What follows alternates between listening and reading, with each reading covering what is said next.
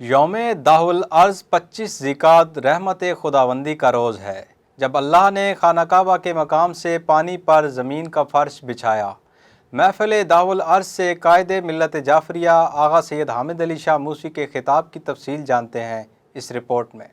Supreme شیعہ علماء board کے سرپرست اعلیٰ قائد ملت جعفریہ آغا سید حامد علی شاہ موسوی نے کہا ہے کہ یوم دہ الارض 25 ذیقعد رحمت خداوندی کا روز ہے، جب اللہ نے خانہ کعبہ کے مقام سے پانی پر زمین کا فرش بچھایا۔ نئی نسل کو اسلامی دنوں کی اہمیت سے آگاہ کرنے کے لیے نصاب میں خصوصی مضامین شامل کیے جائیں۔ عالمی معاشی بحران سرمایہ داری نظام کا پیدا کردہ ہے۔ انسانیت اللہ سے نافرمانی کی سزا بھگت رہی ہے۔ استعماری قوتیں صہیونی سودی نظام کی مدد سے غریب ملکوں اور اقوام کا خون نچوڑ رہی ہیں۔ دنیا بھر میں جنگوں کے پیچھے زمین کی دولت پر قبضے کا شیطانی خواب کار فرما ہے۔ مسلمانوں میں تفریق پیدا کر کے گریٹر صہیونی ریاست کی راہ ہموار کی جا رہی ہے۔ مسلم ممالک باہمی تنازعات ختم کر دیں۔ مسلمانوں کا اتحاد شیطانی صہیونی اور استعماری نظاموں کی موت ثابت ہوگا۔ اللہ کی زمین انسانوں پر تنگ کرنے والے قہر خداوندی سے کبھی بچ نہیں سکتے۔ ان خیالات کا اظہار انہوں نے محفل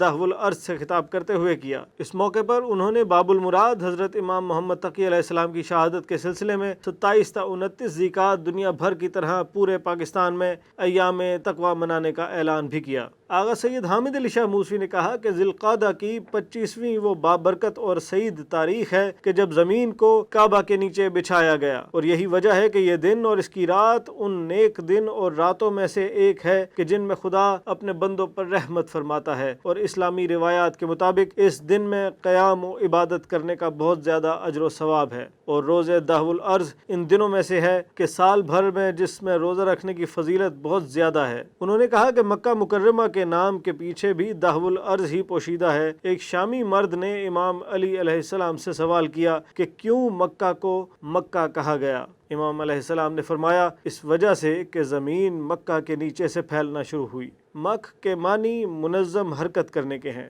دہ الارض کی تفسیر میں بھی یہی آیا ہے کہ زمین مکہ سے دھیرے دھیرے پھیلنا شروع ہوئی اور حرکت کرنے لگی۔ جب خداوند عالم نے زمین کو خلق کیا تو اس کا فرش کعبہ کے نیچے سے پھیلانا شروع کیا، پھر اسے پانی پر پھیلا دیا۔ آغا سید حامد علی شاہ موسوی نے کہا کہ حضرت امام رضا علیہ السلام جب خراسان کے سفر کے دوران 25 ذیقعد کو مرو پہنچے تو آپ نے فرمایا، آج کے دن روزہ رکھو، میں نے بھی روزہ رکھا ہے۔ راوی کہتا ہے، ہم نے پوچھا، اے فرزند رسول، آج کون سا دن ہے؟ فرمایا، آج وہ دن ہے جس میں اللہ تعالیٰ کی رحمت نازل ہوئی اور زمین کا فرش بچھایا گیا۔ اسی روز حضرت ابراہیم علیہ السلام اور حضرت عیسیٰ علیہ السلام متولد ہوئے۔ جو شخص اس روز روزہ رکھے اس نے گویا 60 ماہ کے روزے رکھے۔ آغا سید حامد علی شاہ موسوی نے مفاتیح الجنان کا حوالہ دیتے ہوئے کہا کہ 25 ذیقعد سال بھر کے ان 4 دنوں میں سے ایک ہے کہ جن میں روزہ رکھنے کی خاص فضیلت ہے۔ ایک روایت میں ہے کہ اس دن کا روزہ 70 سال کے روزے کی مانند ہے، اور ایک روایت میں ہے کہ اس دن کا روزہ 70 سال کے گناہوں کا کفارہ ہے۔ جو شخص اس دن روزہ رکھے اور اس کی رات میں عبادت کرے تو اس کے لیے 100 سال کی عبادت لکھی جائے گی۔